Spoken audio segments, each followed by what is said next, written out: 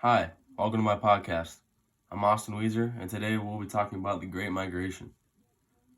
During the years between 1910 and 1920, African Americans began to move from the north to the south. This was known as the Great Migration.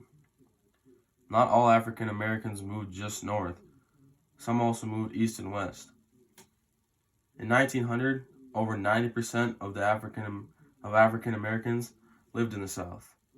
When they left, they moved for several reasons. One of the reasons was jobs.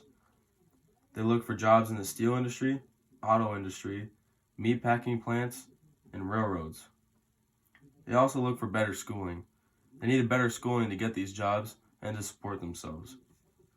They also looked to escape racism. Racism was a big deal back then because of organizations like the Ku Klux Klan and other hate groups. Many African Americans fled to Chicago, New York, Detroit, Philadelphia, Pittsburgh, and Cleveland. In 1910, there were only about 6,000 African Americans in Detroit.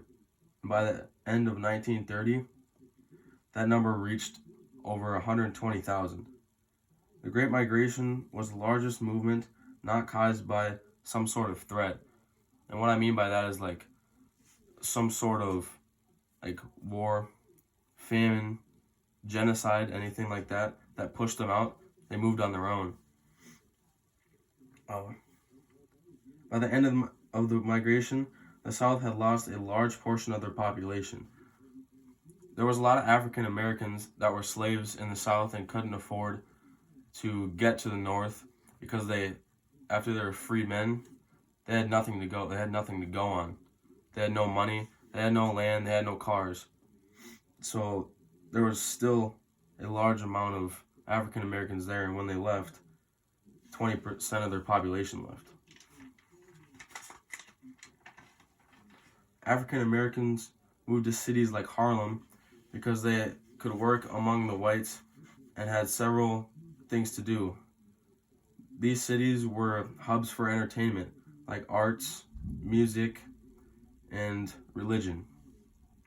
However, in many cases, they still could not escape racism and other negative effects of living with the white people.